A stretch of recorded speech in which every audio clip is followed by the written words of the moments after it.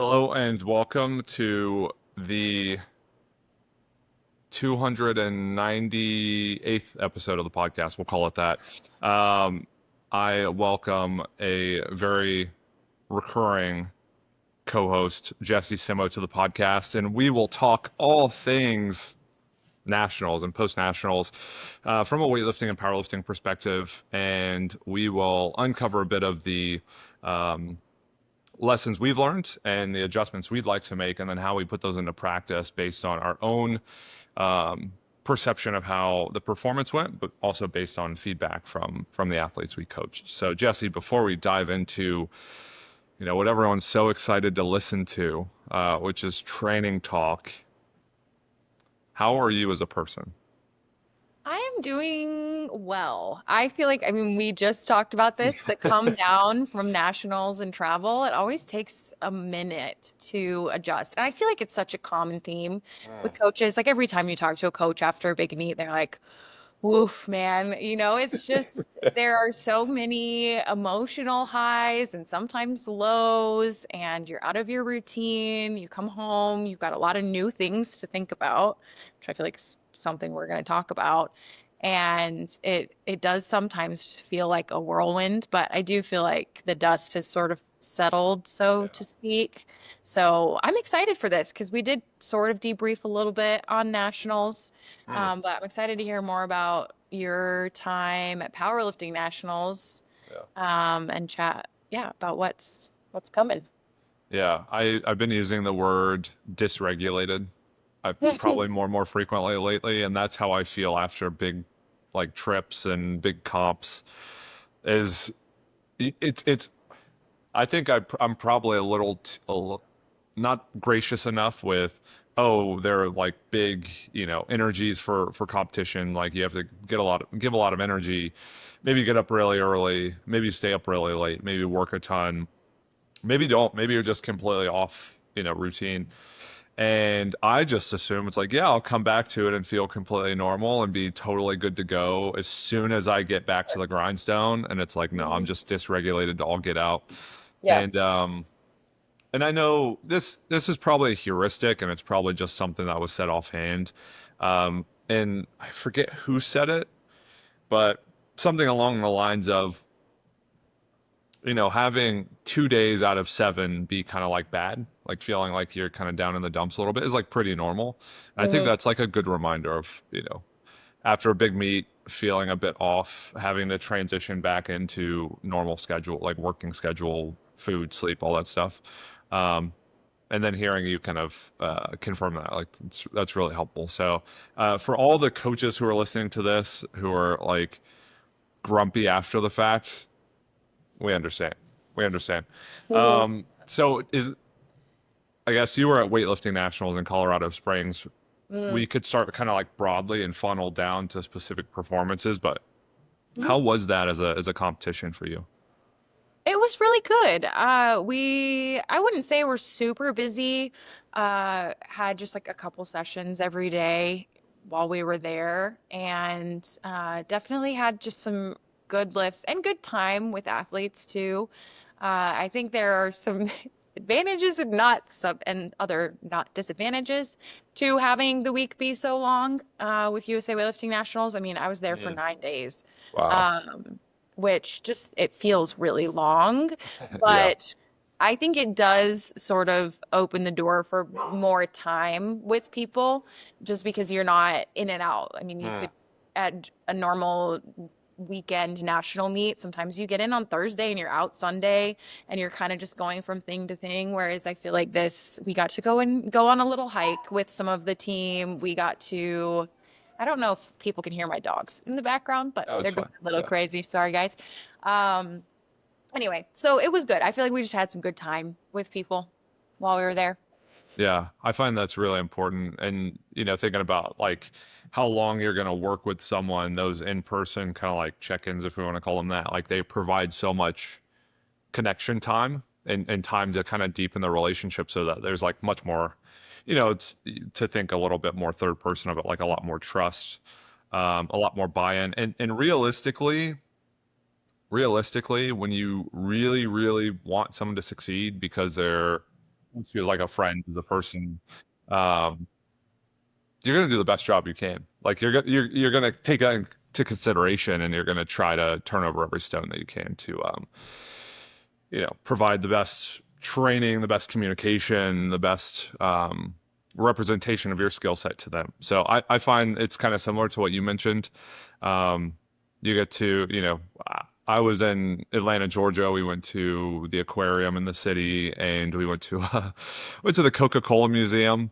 Um, and I found those as good opportunities to just be around Danny and her family, and then spend some extra time enjoying the city instead of treating it like a work trip, which can that can also happen too, where you're like, oh, I'll just write programs the entire time and I'll just keep on my work schedule. And it's like, that's not the best. It's not the best way, in my opinion, to enjoy something that you get to experience, like a trip to a different city in a different state.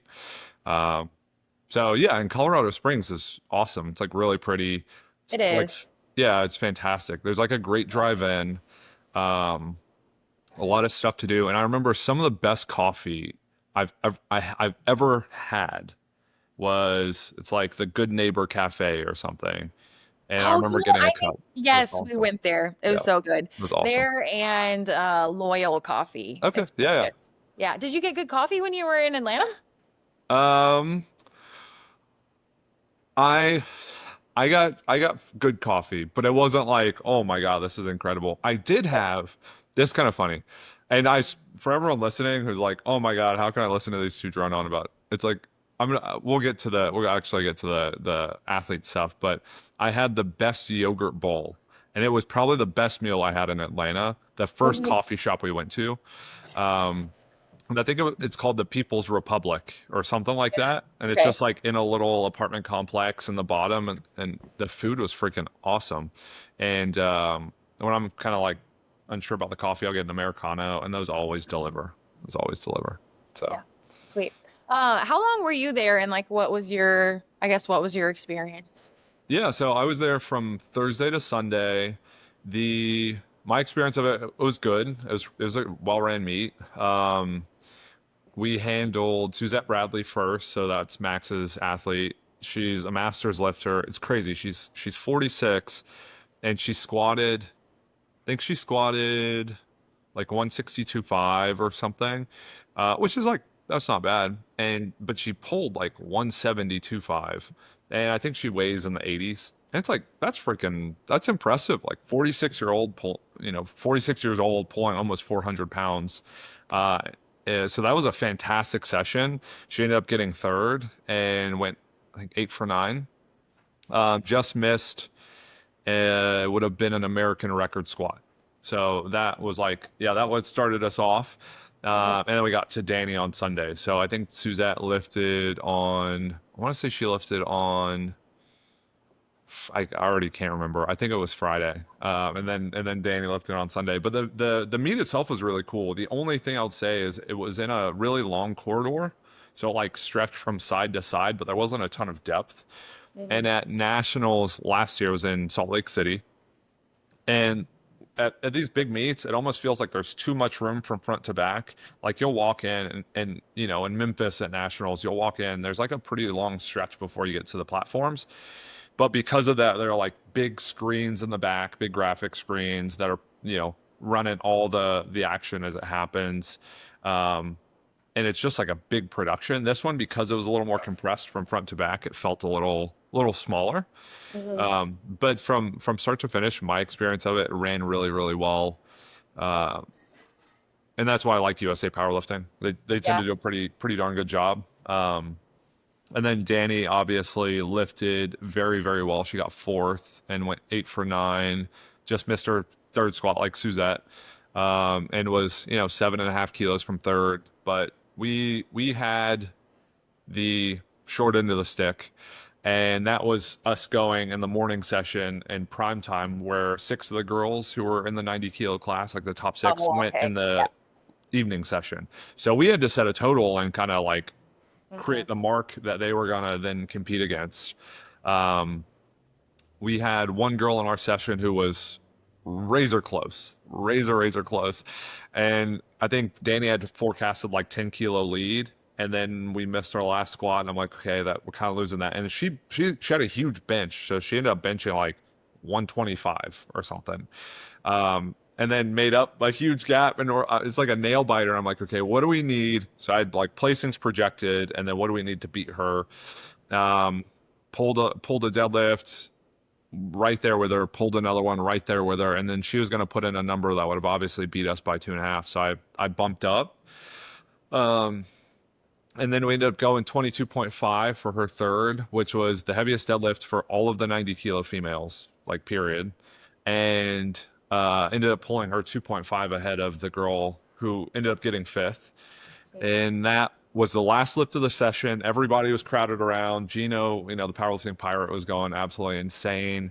He had a Danny Lifts heavy sticker on his jacket pocket, and it was fucking crazy. Like the energy in that room. And Danny had missed 250. I think she missed 220 twice in prep. So it was like, you trust your taper. We know you can do it. You got all the energy from like being the best freaking 90 kilo lifter here.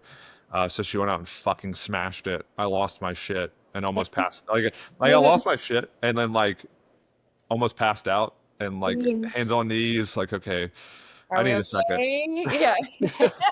Um, yeah, and it was probably the best. It was the best performance we probably could have had. And Yeah. now going back to the drawing board, it's if she would have made that, if she would have made her squats as projected, because she made everything else we planned, I think she would have gotten second or first. So it's like, okay, Okay. we really have to figure that out. We can't just, there's a point in there's a point as a coach, you're like, okay, we'll take 2.5 increments. There's also a point where it's like we can't just fuck around with 2.5 increments. Like we got to figure out a way to really break through because to crack top three, to crack top two, to win nationals, you have to be able to like hit a 7.5, 10.5, like 10 kilo best, and put something up you've never done before. And um, so I have some ideas of how we're going to do that. I'd love to hear you kind of recap your own lifters and how they played out, how, kind of what you expected. And then we can go through, after taking all that information, like how do you think through it? Mm-hmm. Yeah. Yeah. I think so. I'm trying to think again. It was I feel like a lot of times such a blur. Um, we had one of, I think the sessions that's like standing out right now, Kilana Brewer. So do you know Christy Brewer? Probably. Yeah. Yeah. Yeah. Her daughter. Oh, So I'm wow. Okay. working with her and we went out and set some big goals because she's kind of pushing up against youth teams right now, even though she has a couple more years as a youth. But we set some big goals, set up to open, I mean, heavier than she has even made in competition. Wow. And she had a good day.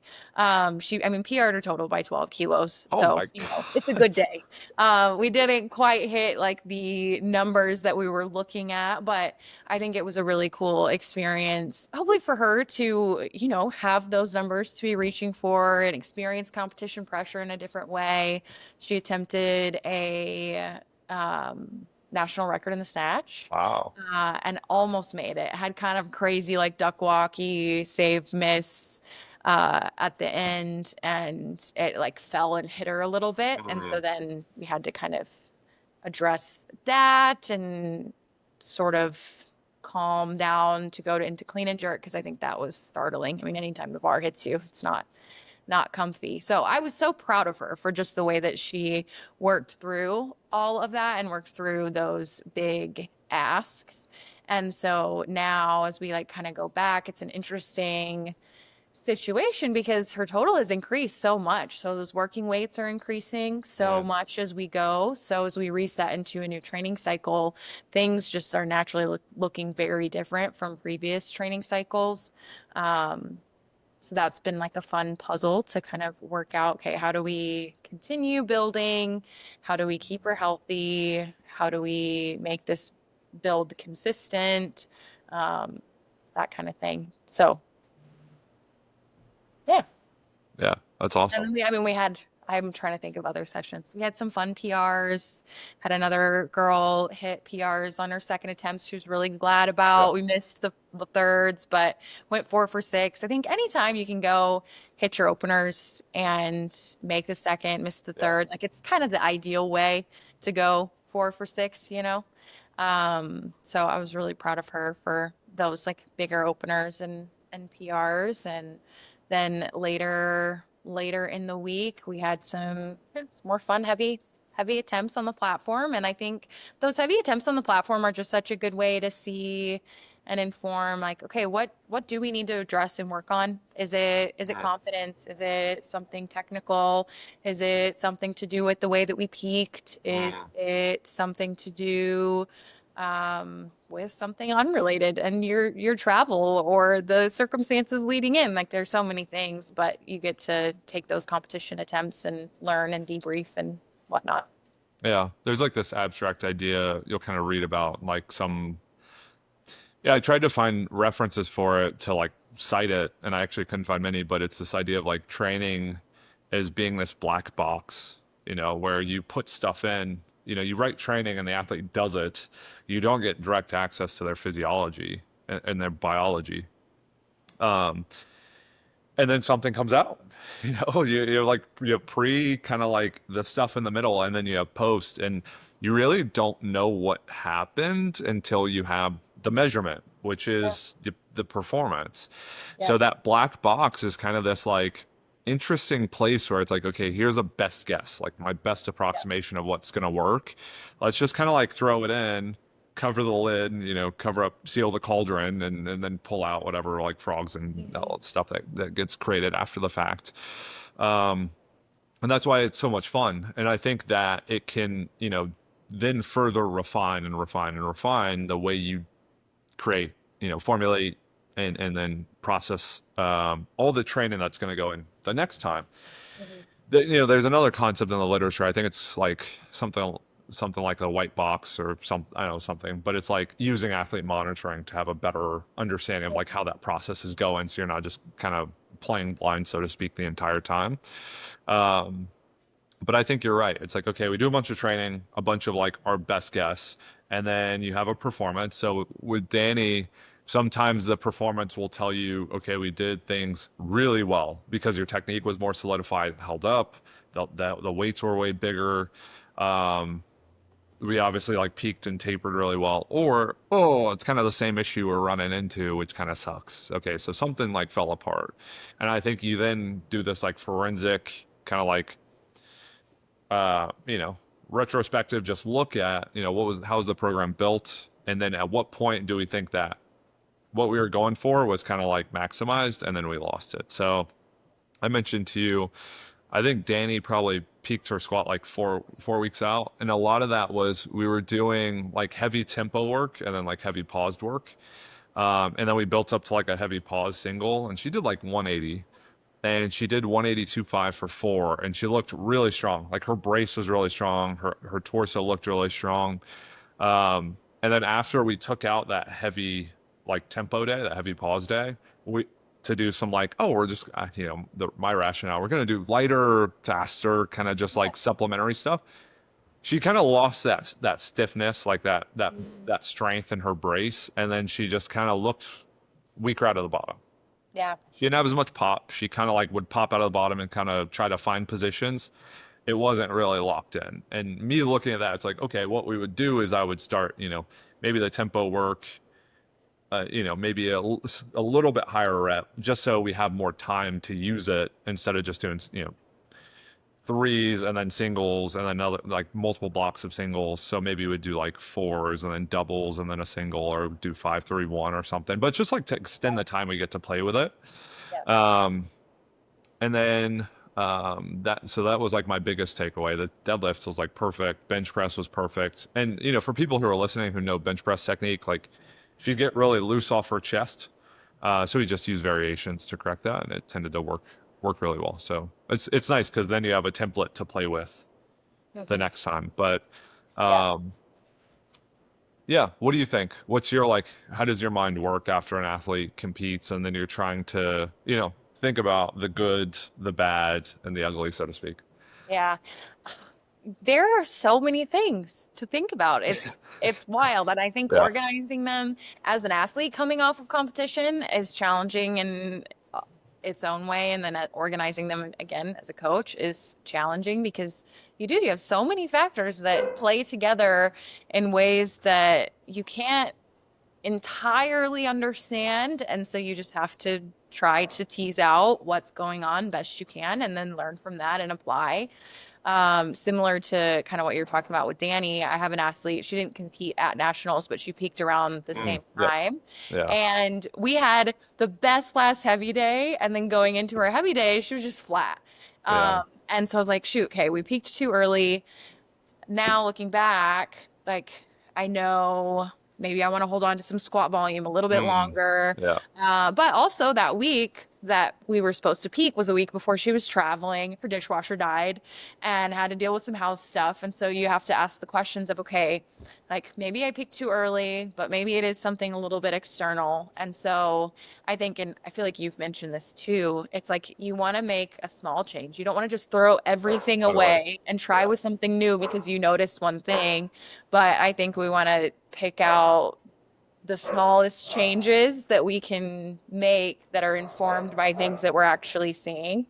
Yeah. So with her, I'm going to try to not throw everything out, just hold on to a little bit more volume and kind of match what we did leading into that day that she really peaked well. And then learn from that time. And hopefully, then the next time we're like even more dialed in. So I don't know if that answered your question or not. Yeah, no, that made complete sense. It's so funny because I actually had a guy's name, don't need to say his name, but he actually did the same thing. So he's getting married, and then he has like a honeymoon, and all that was kind of happening around nationals. So it's like a time and financial strain to travel and compete and do all these big meets. And we actually did the same thing. It peaked him right around the same time, had him go to a heavy day. He was smoking like I think he had like three singles at 127 on his last heavy day, and his PR is like I don't know 133 or something. Um, so he's smashing like 90-95% lifts. Clean and jerk, same thing. And then on his heavy day, he was missing weights he'd made for singles, 5 days before, 6 days before, and catching cleans out of position and missing it's like missing jerks and part of that too that people I think it's like the it's the best thing ever for a coach if the athlete is good at it. The competition, adrenaline and environment and boost that people get. So like if Danny would have peaked and then just been in the gym and tried to pull 222.5 after max air squat and bench, it's like I don't think she would have made it. You have Gino the pirate. You have her mom, her sister, her brothers. You have her family, me there, everybody screaming. Max is behind me. You have like everybody literally butted up against the competition platform, fucking yelling their heads off. Yeah, you're gonna make it. Now, if you try to do that on a heavy day where you're like in the gym and you're like, okay, maybe I'll get like an extra Alani Nu to drink.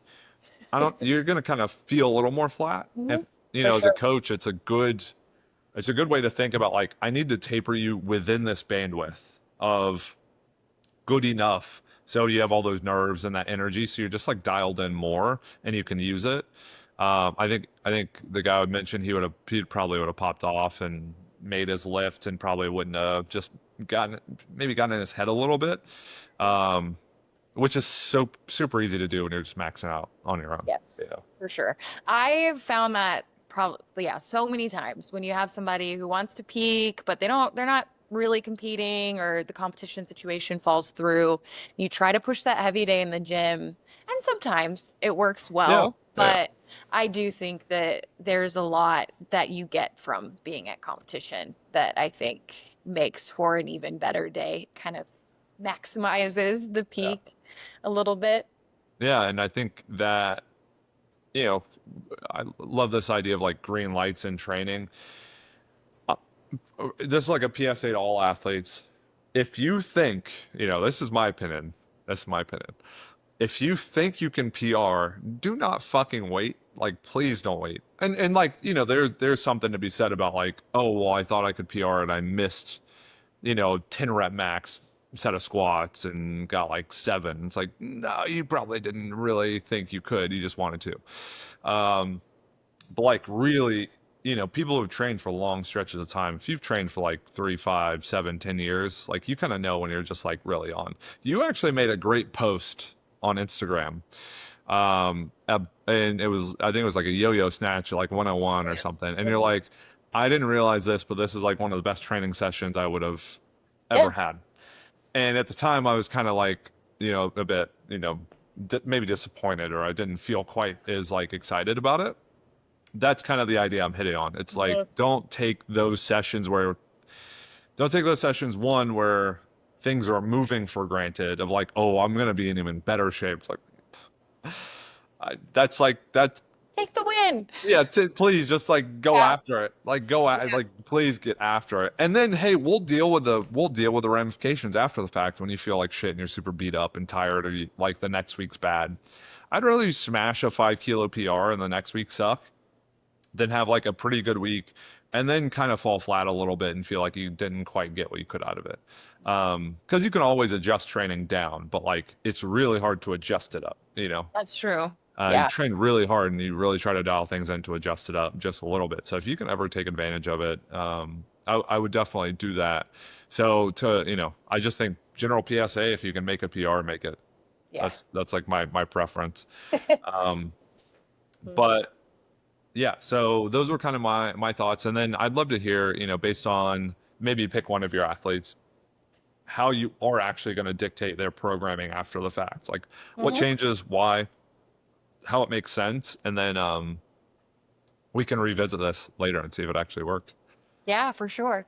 Well, so one, usually we will, unless the competition timeline is super tight, like we're gonna take some time off and I'll write in optional recovery work so that people have something if they want it. But for the most part, it's, hey, do what feels good and do something that you enjoy, maybe move in different ways than you're used to and give your both body and mind a Mm. break from Yeah. being on a really structured program. Because especially when you're prepping for a big meet like nationals, you are very structured leading into that. And I think that's so good. It's so important for you really getting to that top end of your capability for that meet, but it also is exhausting.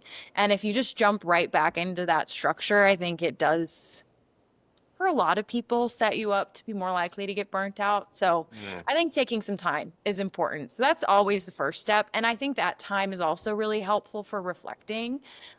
So take some space and think about, okay, competition 2 days after, 4 days after, a week after, the way that you feel about it, your reflections on it, like they're going to evolve. And I think it's important to kind of sit with all of those phases of the evolution because a lot of times in the moment after, your feelings are going to be entirely different than they are a week later. Mm. But paying attention to that evolution is important because you learn stuff about yourself, about what you need moving forward in that process of reflecting. So I think shifting the focus from a structured program to reflecting on last cycle, on competition, communicating all of those things with your coach sets you up to go into a new cycle, not burnt out feeling like excited to start training and also in a place where you feel like you have the information that you need about yourself and about your body. So we start there with just a lot of conversations about where we're going next and some rest. And then thinking about, so the athlete I talked about, Kalana, we're going to really just focus on strength. She's really Mm. young. She hasn't been formally weightlifting for very long. And so our big focus is just to build strength in her legs, build pulling strength.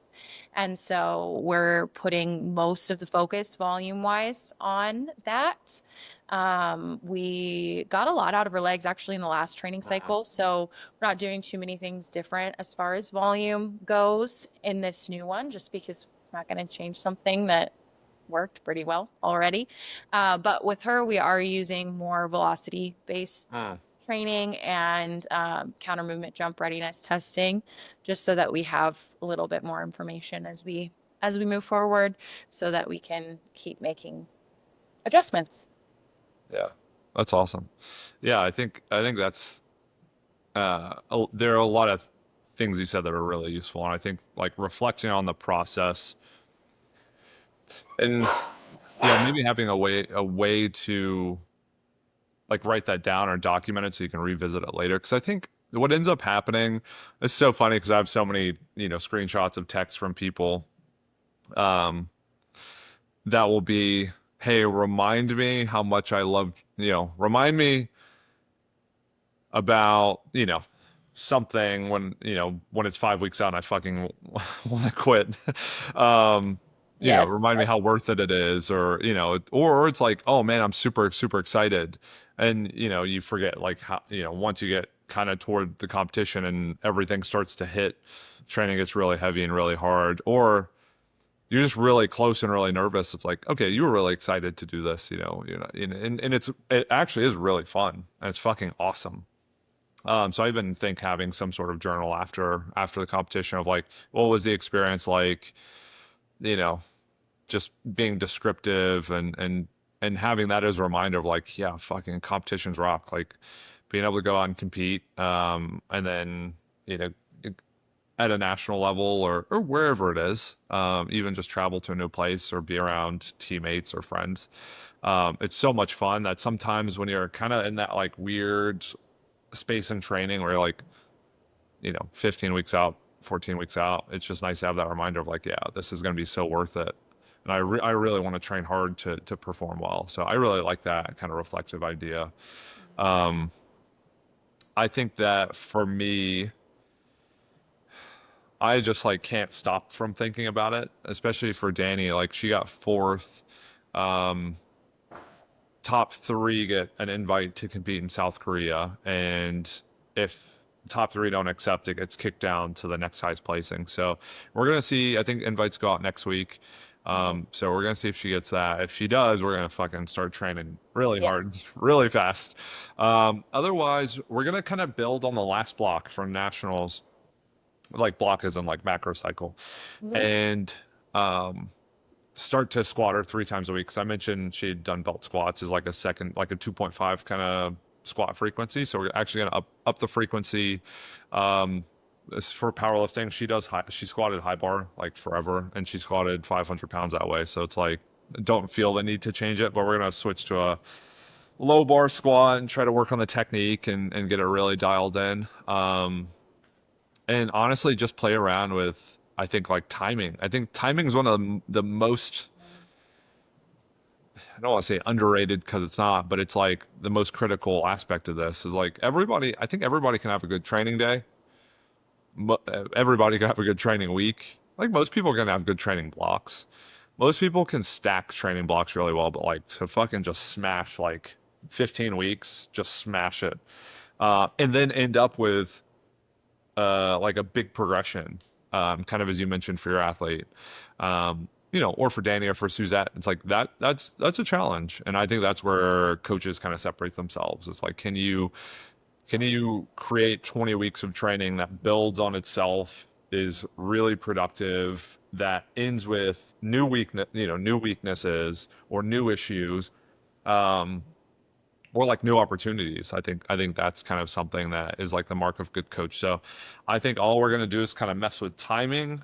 I might get away from higher reps for long periods and try to get more towards like 5 and below. Yeah. Because I kind of would go from like 5 to 8, and I might have a couple of blocks of that. And talking to Max, like he's really kind of bitten down on that idea of doing singles more often. So like doing a top set more often, and then having like there's a really cool paper that I mentioned on the podcast from Data Driven Strength. They're called intermediary sets. So it'd be like top single, top double, back off work. So Mhm. you'll do like single is like, okay, where are we at? Kind of skill practice for like a strength movement.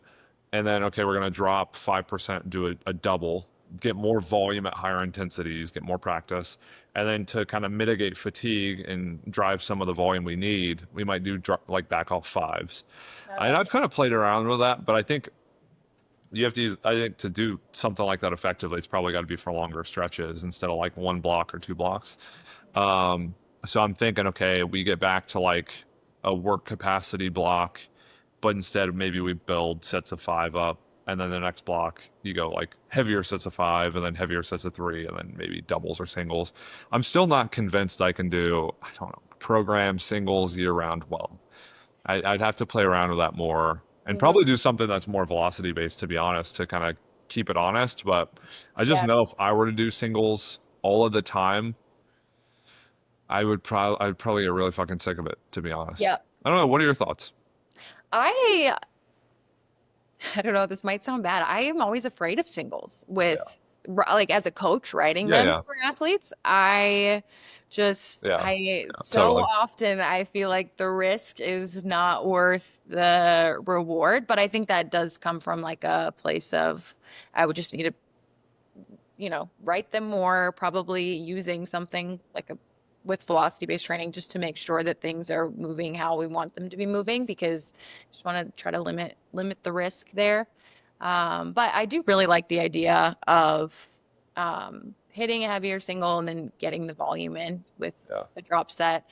And I feel like in lifts, obviously it's easier to do singles in lifts Yeah. than Yeah. it is in a Yeah. squat. But I do think that the just familiarity of working with those higher percentages is super important. And I think that is similar with Mm. squatting movements. The Yeah. way that it feels is completely different. And so making sure that athletes feel familiar with the weights that they can only be doing with singles is is so important for them feeling then confident when it's time to push it. Yeah. Yeah. And I think because as you were talking, I was thinking that I feel the exact same way. And part of that is, okay, well, if I'm going to give a lighter single, if it wouldn't be like velocity driven or RPE driven, and that done well, it's like, okay, we're just doing singles for the sake of doing a single. If it's not like flexible of, okay, we'll have a single the first, the second block or something. And then if you feel good, hey, take it up a little bit. Um, Maybe I could do that and do that the way I'm literally thinking about this right now. The weights you want to use on the next block as like the higher end weights, maybe start with those as Yeah. singles. So it's like, okay, if we're going to do a set of, if we want to get to like a high rep set with 170 to 180, maybe that first block when we're kind of building volume, we'll do like singles at 170 to 180. Hmm. And then the next block, if we want to do higher rep set, like higher, like lower rep sets with like 180 to 190, maybe do like singles with 180 to 190. And then on that last block, it kind of peaks and, maybe we try to push up a little bit. So that's a way of just kind of keeping that weight on your back a little bit longer, being a little more familiar with it. Because I'm trying to think of like the utility of it if you're just kind of doing like one single a week or something, Yeah. unless you're just like, hey, this is basically going to tell you how you're feeling, and you track velocity at the same weight, or you have like a velocity band and you say just hit something within that. So that's something to play around with. I need to get Danny a like a VBT unit though. Yeah. So I Yeah. might do that. I might have her buy one of those, and then play around with some stuff. But then the other idea I had, which is using variations, for singles. Mhm. Obviously, like you could do that, and that's low, like 10 to 20% lower absolute weight, Right. so much easier to manage. Yeah. Yeah. I also I like a cluster or an EMOM. Yeah. So it's not like a true single, but still gives somebody an opportunity to feel more weight, um, one at a time, move fast. But the cluster makes it so that they can't just be like, oh, I'm going to send it today. They've got to do three Yeah. of them. Yeah, I've actually been playing around. I'm maybe not playing around, but I've been using clusters for a good bit now, and playing with kind of the scheme, Mhm. and playing with the rest too. And I'll have blocks kind of build to maybe do like pure double, cluster double, singles on the minute or something, where it's like, okay, you kind of increase rest between reps, Yeah. to then increase intensity. But I really like them. Um, for some reason, I think when I program for Danny, she's the exception. So I'm like, oh, there's no way I could use clusters. She squats way too much, and it's like, no, she could probably do that. And I think there's probably utility in not treating those big weights like they're a once once a session thing. Because I think when you do top set work, this is my feeling of it. It's like, okay, I'm gonna take my biggest weight, in a snatch or a clean and whatever, and I can only do it once, so it's got to be perfect. The idea of having to rack it, do it for a single, rest 60 seconds, pull it back out and do it again. It's like, okay, it's not the boogeyman. It's Yeah. not like a Yes. thing I can do once and oh my God, if I miss it, I can't do it again.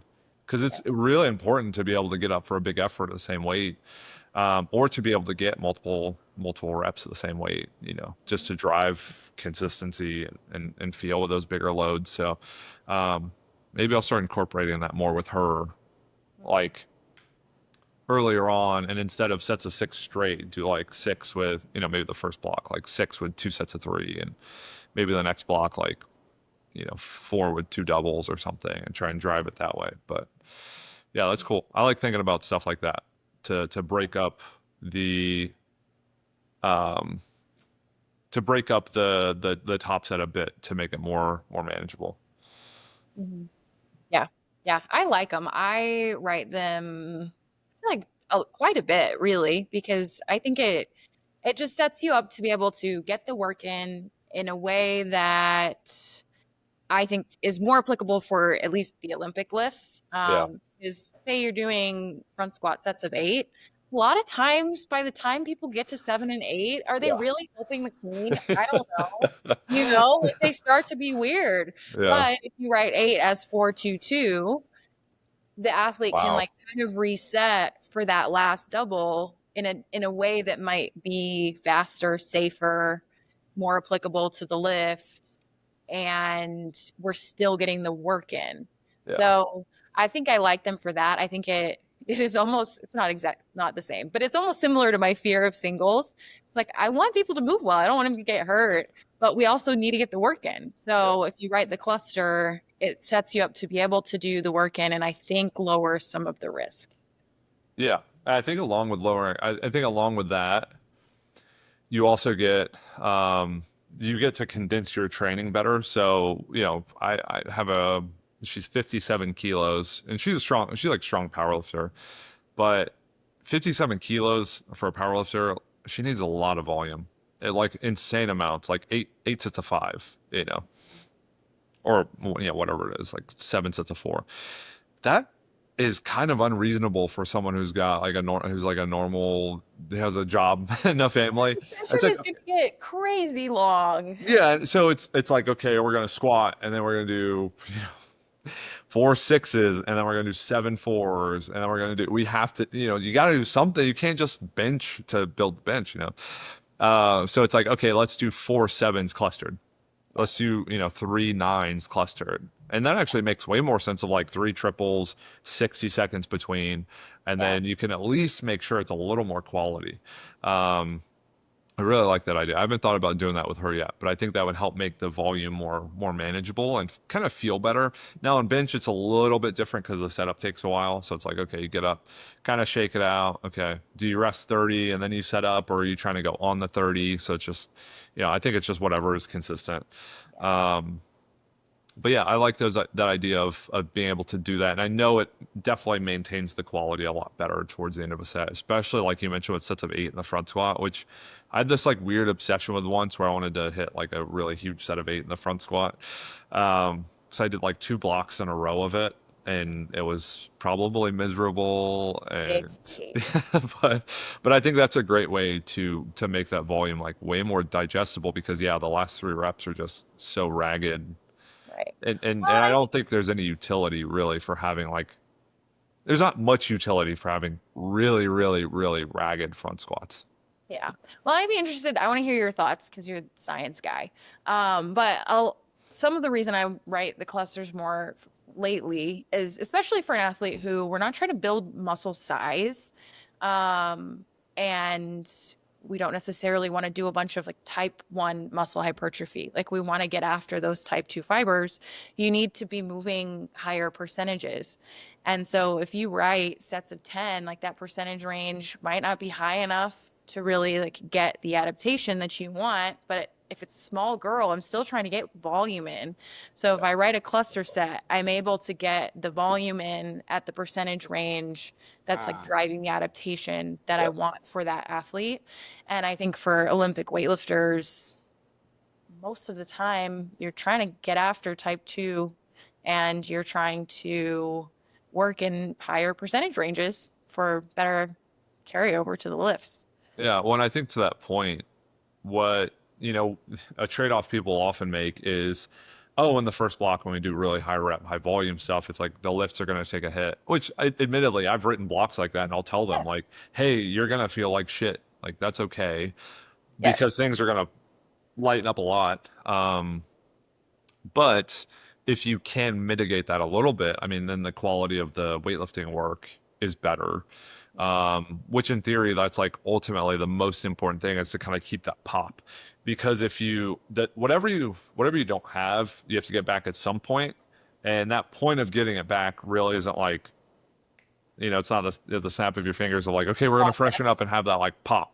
And that feel of like, oh, it's like objectively better. Like all my techniques, like everything feels smoother or faster or tighter. And the idea of singles, more often is so you don't have to have that like stretched out period of getting the feel back.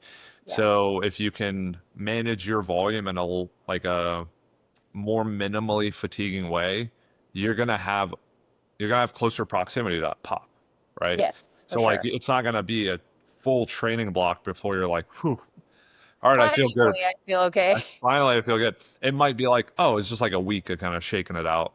For as far as the hypertrophy stuff goes, I'd have to look because I know there's research on cluster sets and um, they probably did some sort of like measurement related to hypertrophy. So I'll look into that and I'll ask some people smarter than me, and I'll see what they say.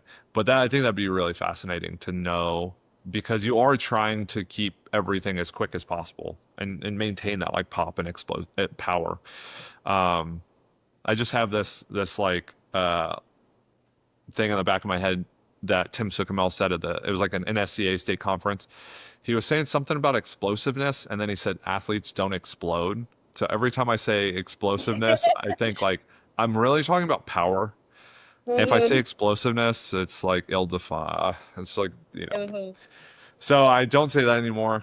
So kind of keep that pop and keep, Yeah. keep power the focus. Yeah, that's great. That's fantastic. I'm really excited to hear how, these changes for you kind of manifest themselves and what you find works and Yeah, what I'm you find excited to hear kind of help. about Danny's next cycle too. Yeah, me too. Me too. Yeah, I'm really excited. I'm excited to write it, but how long does it take you to write a program? Take a good bit. Yeah, it takes a minute. But I love writing new Do you? programs. Like it's my favorite thing. Yeah. So Oh, that's even with awesome. the Yeah. come down of like a national meet, like I love the planning phase and Yeah. like That's great. organizing it. I would say I kind of do it. I do it in chunks, I Okay. guess. So I do like the planning, brainstorming, take notes at one point, and then maybe the next day I'll like set up my Wow. template for my program, think through exercise selection and whatnot, and then I will go through Wow. and actually like write the Oh my first gosh. week. So I feel like you put it all together 2, 3 hours or Okay. Yeah. something. Yeah, yeah. It's not like I'm like spending 3 full days on it, but I try to kind of spread it out so that I feel like at each phase I'm coming with a fresh mind. Okay. Well, and this is one of the reasons I brought you on the podcast. This is very exciting for me. One thing I noticed that Danny has not done any of is like midsection work, like Uh, core work. I call it midsection because again, there's like a whole thing with the core. Um, what's your perspective on that? I guess like how do you conceptualize that? How do you think through it? do you think there's like a meaningful difference between a program that has some sort of like direct like midsection like abs, back, oblique work, and then there's a program that doesn't have that? Do you think there's like a big difference? Yes. Okay. Immediately, yes. Okay. Um, Just riff. I just want to hear all of your thoughts. Just I mean, I think an athlete that's not spending a lot of time with like working on their core is more likely to get injured. Um, and I think that making sure that that work is intentional is so important for the way that they move through their lifts. Um, And I do think that it is a very common deficit in mm, athletes. I think there are certain athletes whose cores are just super stable and they're strong and solid, and maybe it's more of just maintenance focus there. But I think that more often than not, people's cores are sort of underdeveloped and floppy. And so you have to like put yeah, focus yeah, towards like building that so they can be safe in their yeah, movement. yeah. So it's funny you say that. All the athlete programs I write, like for like sport athletes, they all have midsection work. It's like sit-ups, back extensions, different types of planks. There's a lot of variety, but there's a lot of volume kind of pumped into it. Yeah. If you were if you were coaching Danny, I just like I want to pick your brain on this. If you're coaching Danny, so she squats, call it we want to squat. I would love for her to squat 205 or like 210. Yeah. Her deadlift doesn't really get impacted by it. Like her deadlift, and maybe it'll help her deadlift. I don't see why that would happen, but like maybe it'll help her deadlift. She pulls, we want to pull 230. Yeah. But her squat, she tends to get kind of like pulled forward and kind of lose that like stiffness. And a Okay. lot of the way I was targeting that was just more like higher duration squatting. It's like you do a Yeah. I ton of love time, that. spend a ton of time squatting, like a ton of time under the bar for high rep sets, but also just for like longer duration, shorter rep sets, that's like extensive tempo work. Um, you get a ton of work bracing. So I tried front squats too, but I think that ended up she like tweaked her back once and Okay. then she hated front squats and then we tried it again. I think she tweaked her back again. I was like, okay, we're never Yeah. doing front squats now. She has like a permanent hate relationship Hate with with them. them. Okay. They Yeah. tried the safety squat bar, right? So like we tried a lot of squatting specific work. I tried a lot of like Pendlay rows and different rowing variations to be kind of bent over and bracing and holding a strong like Yeah. rigid position. Um and she just doesn't push the accessory work as hard as I would like her to sometimes. And Danny, Yeah. if you're listening to this, maybe you think you do. I know you've been trying a lot more, but basically, want to target the midsection better to be able to brace under big loads, like big weights, and like not like we'll do body weight sit ups to build capacity. It's like no, she's squatting like Very strong enough. a Yeah. lot of weight. So Yeah. how would you approach it? Uh, like the first thing that comes to mind is like heavy carries. Do Hmm. you do Okay. carries with Not her? with her, no. No. Yeah, maybe heavy carries, chaos carries, like put a band and kettlebells on a bar Okay. or on a yoke or something. I mean, side suitcase so that you're Okay. Yeah. getting some side by side, uneven. I would probably progress some carries. Yeah. 'Cause you can actually load that. Yep. And it's Especially an heavy. athlete It's that's so heavy. strong. Yeah. Yeah. I love a plate weighted dead bug lately. I Okay. like those a lot. They're good. Like if she's already good at dead bugs and they're boring, you Yeah. can like do two plates or just one. How do you Um, do like a plate loaded dead bug? So it's hold hands it up, and you then hold one, you alternate. go. Oh, so you go both So hands, one one leg. plate, or you can do two and then it's just like Okay. a dead bug, but Okay. yeah, with some plates. So maybe that. I also the way you like demoed it, and people can't see this, but Yeah.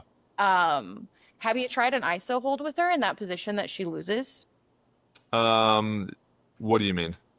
Like a in that position in the squat where she starts to like Oh, cave, like pause halfway up versus pause in the bottom.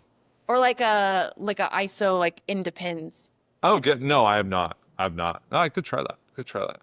Like just like isolate that position that she starts to lose tension and Okay. have her like just push into Yeah. that spot.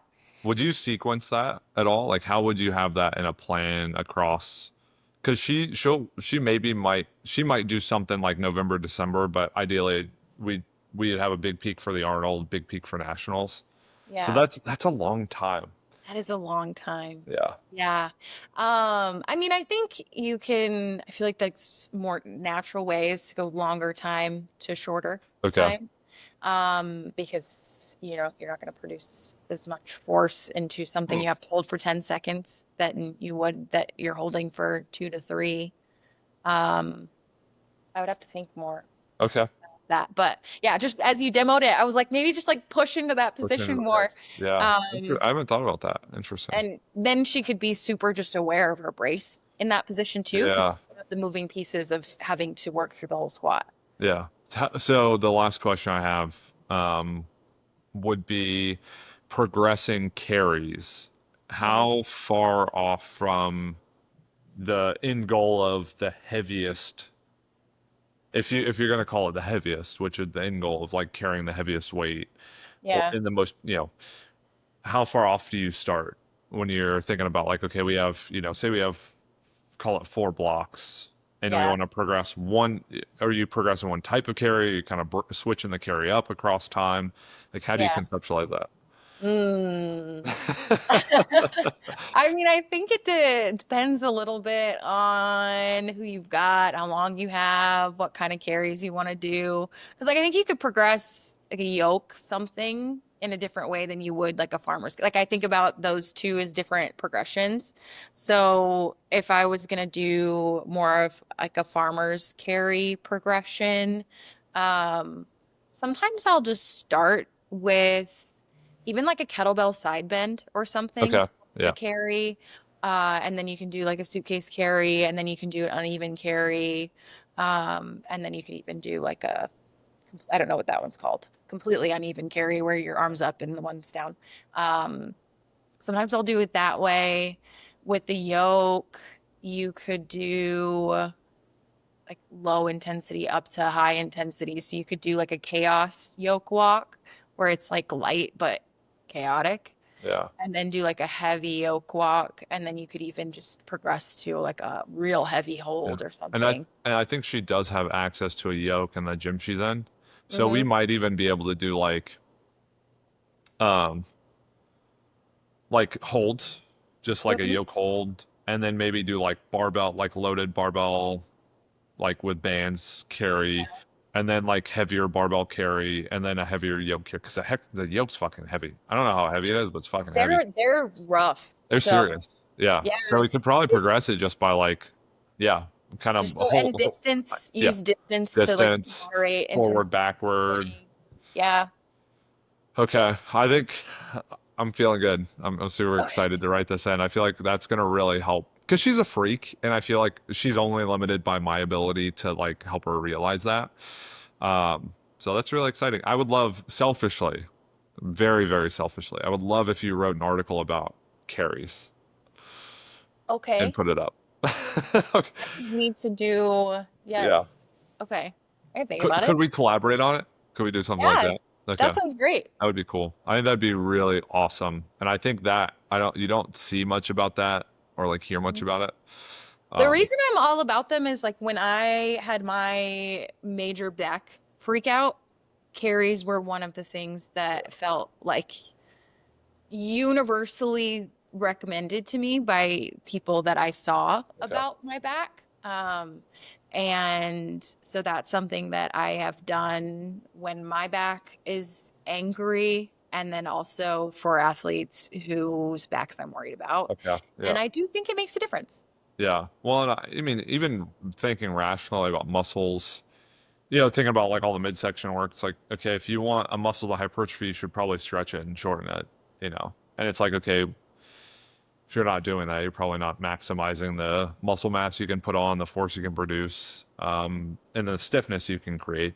So all very rational stuff. So Yeah. and hey, Jesse, I really appreciate you jumping on the podcast with me, which turned out to be a fantastic episode. One that is so worthy of 5-star ratings. If people didn't go to Spotify and smash the shit out of that button, I would be very surprised. So I can't wait to see, those ratings blow up. Um, Uh, but in all seriousness, yeah, thank you for joining me Yeah, and of course. This was fun. yeah, creating a great conversation. Now And we have a new project to work on too. I know that's gonna be fun. I think that's actually gonna be really, really helpful. And I would say probably like a little too far, but like, yeah, an article I think would be great. Okay. That'd be super exciting. If people want to hear you present at the Power and Strength Summit, which is August 2nd and 3rd, they can click the link in the description, which will take them to the registration and they'll get access. You know, I actually told a kid at the high school, I told one of the athletes I coach at the high school about you today because I was showing him the program that I'm doing. So I was bragging on you a little bit. And I think you have so much experience and expertise that people would be, they'd be, you know, shit out of luck if they didn't take advantage of it by going to the Power and Strength Summit, getting an SCA CEUs from it, also getting all the gosh dang wisdom our panel of speakers will have, It and then is having the such a cool yeah, lineup.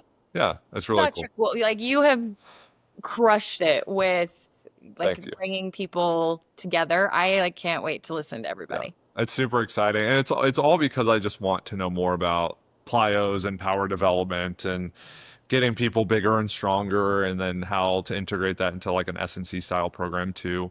So I'm super excited about it. And then if they want to, you know, follow more of the Power and Grace stuff, which you guys have been crushing, all the Con Ed stuff, like the and all the topics that I think aren't really hashed out a ton in kind of like mainstream weightlifting talk. So if people want to check that stuff out, where can they go to sign up, watch it, or participate in it? Because I know you guys have something. Is it tomorrow? Is the programming thing? Yeah, tomorrow. So this will probably be out after, but it's going to be recorded, so Oh, it'll be awesome. something that people can access at any point. It's the program design webinar for Olympic weightlifting. So people will leave with example programming templates, and access to the slides. We have a little workbook even for people to reference and take notes in. So that you can find on the website. It's powerandgraceperformance.com, and that's under resources with our other continuing education resources. And we're also on Instagram at Power and Grace Performance, and my page is at Jessie Stemo. Awesome. If anyone wants to keep up with me, it's philosophical weightlifting on Instagram, Josh_Phil WL for my personal account. And as always, it was a fantastic episode of the podcast, and we will catch you all next time.